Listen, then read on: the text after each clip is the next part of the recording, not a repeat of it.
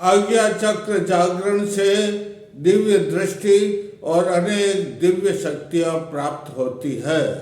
इस आज्ञा चक्र को गुरु चक्र भी कहते हैं, क्योंकि गुरु का स्थान है, गुरु मार्गदर्शक होता है। और ये चक्र गुरु चक्र है, वो मार्गदर्शक तो है, लेकिन अंतर ज्योति का उद्गम स्थल है। इसलिए हमें सिद्ध योगी को ही गुरु बनाना चाहिए, जो परमात्मा के दर्शन का मार्ग प्रशस्त कर सके।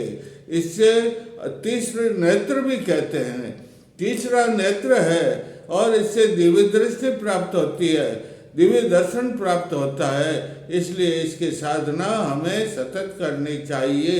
ये कहाँ पर है ये बता देता हूँ। ये देखो, ये हमारे दोनों भौं हैं। इन दोनों भौं के बीच में अस्थि का आवरण, अस्थि मतलब हड्डी का आवरण है, सूक्ष्म हड्डी का आवरण है। उस सूक्ष्म हड्डी के आवरण के नीचे बेल की छोटी सी गुठली के समान ये ग्रंथि है, जिसे आज्ञा चक्र कहते हैं। हमें आज्ञा चक्र की साधना करनी चाहिए। आज्ञा चक्र की साधना करने के लिए हमें उनका आसन या मृगचर्म और उसके ऊपर कुशासन बिछा करके श्वेत वस्त्र बिछा देना चाहिए, और दिव्य दृष्टि प्राप्त करने के लिए साधना में बैठना चाहिए। इसके अंदर सविता साधना, कौन सी साधना? सूर्य साधना। कौन सी साधना? सूर्य साधना करने से आज्ञा चक्र जागृत हो जाता है। हमें क्या करना चाहिए? प्रातःकाल जिस समय में सूर्योदय हो और पूर्व दिशा के अंदर जो है सूर्योदय उदित हो रहा है, लाल लाल गोल घेरा हो, उस समय में हमें आसन पर बैठ करके ऐसे स्थान पर आसन लगाना चाहिए जहाँ वृक्षों की डालें दिखाई नहीं दे, कोई बादल वगैरह कुछ नहीं, स्पष्ट सूर्य के दर्शन हो। उसे खुली आंखों से, कैसे आंखों से? पलकें खोल करके खुली आंखों से 2 सेकंड देखना चाहिए। कितने सेकंड?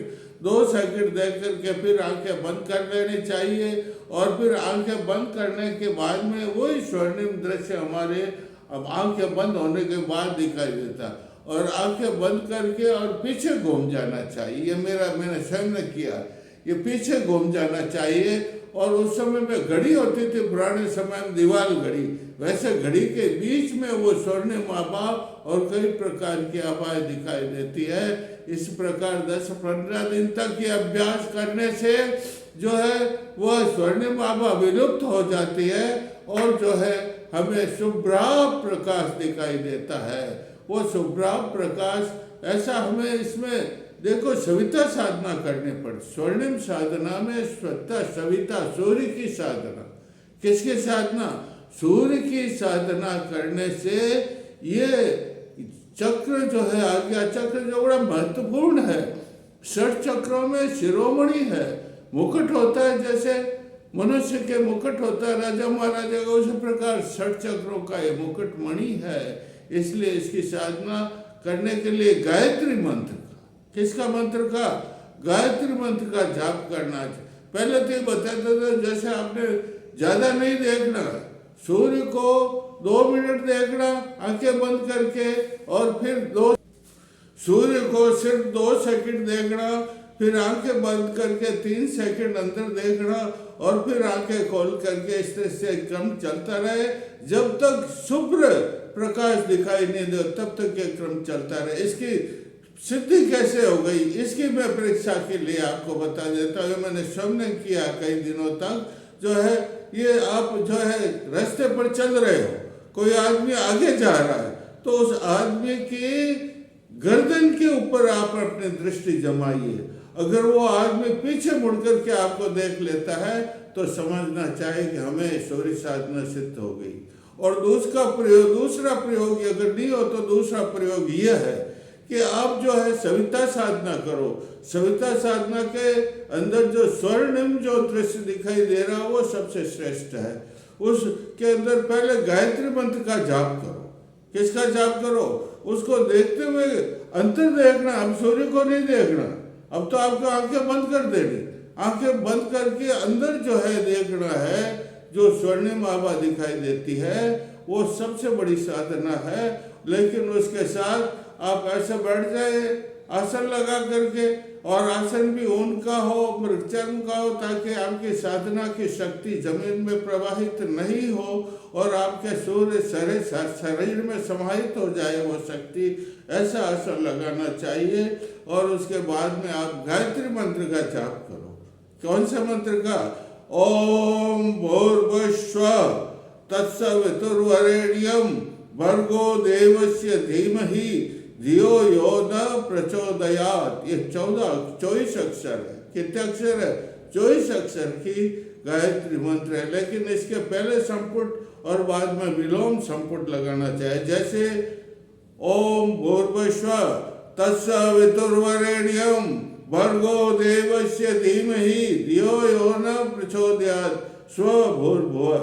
देखो एक बात और बता देता हूँ। आज से हजारों साल पहले सरस्वती नदी के किनारे जो आश्रम थे उनमें ऋषि मुनि रहते थे, जिनको दिव्य दृष्टि प्राप्त हो गई थी आज्ञा चक्र के जागरण से, जिन्हें ऋतंबरा शक्ति प्राप्त हो गई, जिन्होंने ग्रंथों का प्रणयन किया। वो 100 शब्द की कितने अक्षरों के 100 अक्षरों की गायत्री बोलते थे। बड़ा दुर्लभ मंत्र है, वैदिक मंत्र है, वो मैं आपको बता देता हूँ। ओम भूर्भुवस्सुः तत्सवितुर्वरेण्यं भर्गो देवस्य धीमहि धियो यो न प्रचोदयात् त्र्यंबकं यजामहे सुगंधिं पुष्टिं वर्धनम् उर्वारुकमिव बन्धनान् मृत्योर्मुक्ष्यमामृतात् जात वेदो सुनवाम सोमम रातेतो निदहति वेद सद परसते दुर्गाणी नात्रे सिंधु दुर्ता त्यग्नि। ये 100 शब्दों के 100 अक्षरों की ये गायत्री मंत्र ऋषि मुनि जपते थे। अगर इसको तो कोई जप लेता तो सिद्ध ही सिद्ध योगी बन जाता है और ये चक्र जागृत हो जाता है। देखो इसकी जागरण करने से क्या होता है? ईश्वरीय प्रकाश। कौन सा प्रकाश? ईश्वरीय प्रकाश की किरणें प्रकट होती है, वो आपके सारे शरीर में समाहित हो जाती है। और उस समय में ऐसा प्रतीत होता है मानो आपका स्थूल शरीर, जागृत शरीर, सूक्ष्म शरीर और कारण शरीर सारा जगमगा रहा है।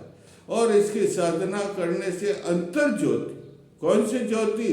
अंतर आत्मा की, सूक्ष्म आत्मा की ज्योति प्रकट होती है। और सूक्ष्म आत्मा की ज्योति प्रकट होकर के उसकी किरणें कैसे, जैसे एक्सरे की किरणें होती है सूक्ष्म, और एक्सरे की किरणें सारे शरीर को भेद करके अंतर शरीर का दृश्य आपके सामने उपस्थित कर देती है। उसी प्रकार वो किरणें, आत्म ज्योति की किरणें आपके शरीर के अंदर सारे दुर्भाव उन सब का फोटो ले लेती है। और जो है अंतर्निहित शक्ति प्रकट होती, प्रखर होती। अंतर्निहित में अंदर की सूक्ष्म शरीर की ज्योति, कौन से शरीर की?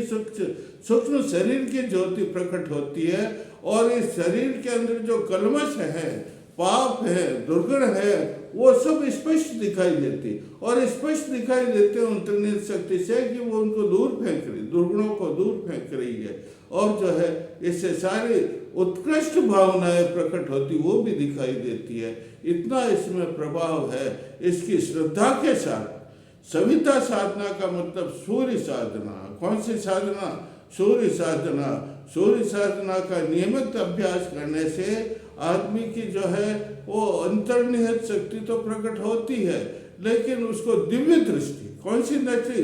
ये तीसरा नेत्र खुल जाता है। या 2 तो ये है, इन 2 से तो ये सारा संसार दिखाई देता है। लेकिन जब तीसरा नेत्र खुल जाता है, दिव्य दृष्टि प्राप्त हो जाती है, तो शरीर के अंदर जो दिव्य शरीर, सूक्ष्म शरीर के दर्शन होते हैं। और इस धरा धाम के अंदर जो शक्तियां छिपी हुई है, जो वस्तुएं छिपी हुई, सब उसे दिखाई देती। दूरदर्शन और दिव्य ये सब दिखाई देते हैं। वो स्वयं आत्म काम बन जाता। क्या बन जाता है? आत्म काम। सारी इच्छाएं उसकी पूर्ण होती है। वो सर्वज्ञ बन जाता है, सर्वदर्शी बन जाता है, और यहाँ तक कि वह ईश्वर का रूप ले लेता है। ऐसा उसका दृश्य हो जाता है। शास्त्रों में लिखा हुआ, क्या लिखा हुआ शास्त्रों में? यह लिखा हुआ है कि भाई शरीर है, ये शरीर रूपी मकान है। इस शरीर रूपी मकान में 10 द्वार हैं और कई झरोखे हैं, अनेकों प्रकार के झरोखे। उन सबको बंद कर, उनको क्या कर दे? सबको बंद कर दिया जाए और उसमें प्राण जो है चोर है, इस प्राण चोर को उसमें बांध दिया जाए और बांध करके पटक दिया जाए ताकि वो बाहर नहीं निकल सके। और फिर उसको ओम के चाबुक से, कौन से चाबुक से? मानसिक जाप करना, ओम ओम ओम नहीं, ओम का मानसिक ओम। इस तरह से ओम का चाबुक से वो नाद गुंजन होता है। क्या गुंजन होता है? नाद। अरे कहते हैं ओम के सिवा कोई शक्ति नहीं। ओम मंत्र बड़ा मंत्र है, इस मंत्र का जाप करना चाहिए। इसमें क्या करते हैं? ये यहाँ से उद्गम होता है। कहाँ से? नाभि से। और नाभि से जब ओम उत्पन्न होता है तो कुंभक लगा देना चाहिए। कुंभक का मतलब हवा बंद कर देना, नाक बंद, और फिर कुंभक लगाने से ये जो है नाद यहाँ आता है, यहाँ, और इसके समान कोई शक्ति नहीं। ओम के अंदर जितनी शक्ति है, ओम में 3 अक्षर हैं, अ उ म। अ का मतलब सूर्य, उ का मतलब चंद्र, और म का मतलब अग्नि। देखो 3 प्रकार के जागृत, स्वप्न और सुषुप्ति इसमें ओम में ही है। देखो कारण शरीर, सूक्ष्म शरीर, ये सारे शरीर इसमें ही है।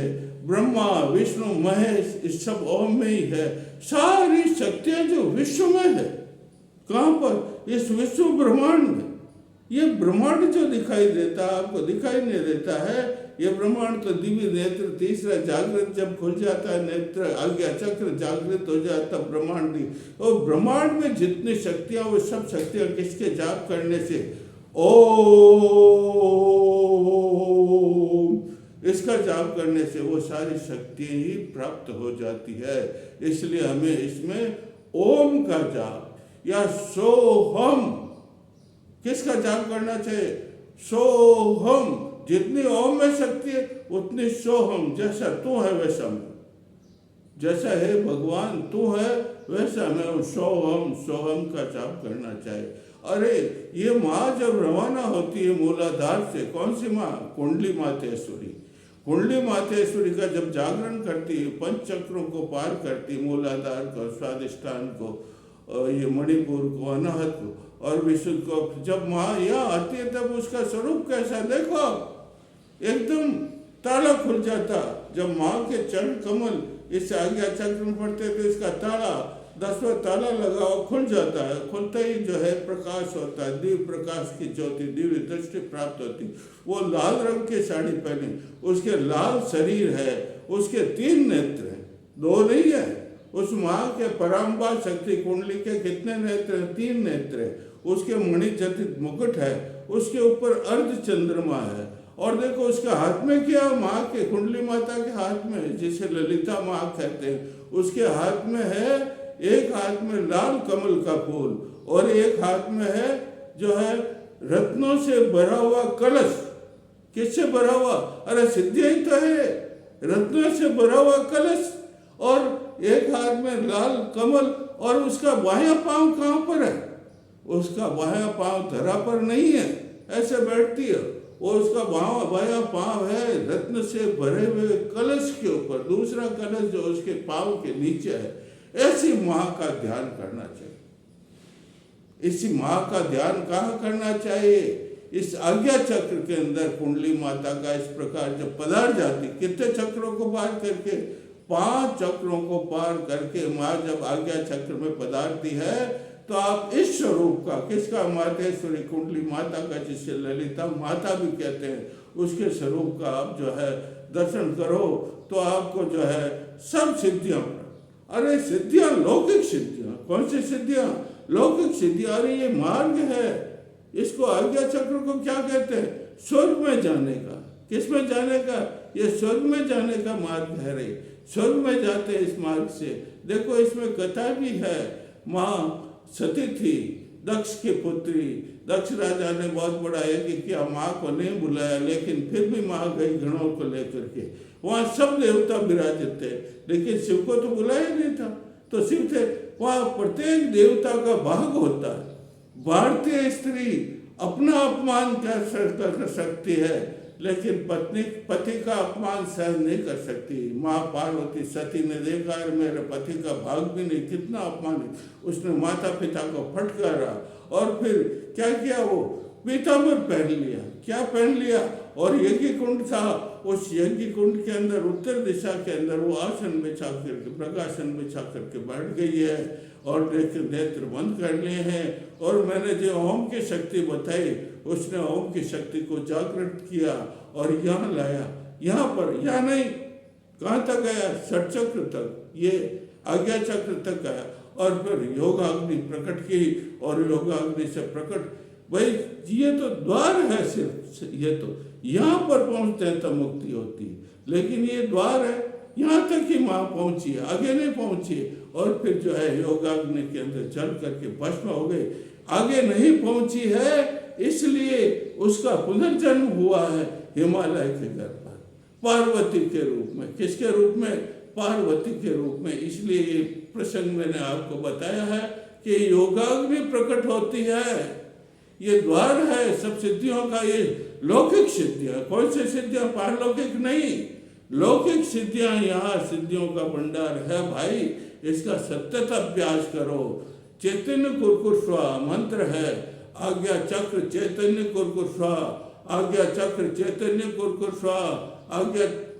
ध्यान लगा कर बैठ जाइए, ऐसे आंखें बंद कर लीजिए और मानसिक जाप करना। जाप 3 प्रकार के होते हैं, वाचिक, उपांशु और मानसिक। वाचिक में तो जोर जोर से बोलते हैं, उपांशु में सिर्फ होठ बोलते हैं और कान से सुनते हैं, और लेकिन मानसिक में मन में बिल्कुल जाप करते रहे। जागृतया स्थापय, जागृतया मातेश्वरी, इस तरह से मंत्र बोलने से भी ये जागृत हो जाता है। इसलिए मैं अब आपको कल और भी बहुत से मंत्र बताऊंगा। बोलिए जय श्री राम, जय श्री राम, जय श्री